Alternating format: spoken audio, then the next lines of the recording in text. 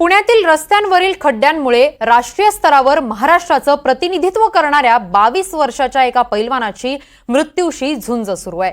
कोल्हापुरात कुस्तीचं प्रशिक्षण घेणाऱ्या 22 वर्षांच्या पैलवान विजय डोईफोडेने आतापर्यंत राष्ट्रीय स्तरावरील अनेक स्पर्धांमध्ये महाराष्ट्रासाठी पदकांची कमाई केली असून महाराष्ट्र केसरी स्पर्धेत सलग 3 वर्ष तो सुवर्ण पदकाचा मानकरी ठरलाय।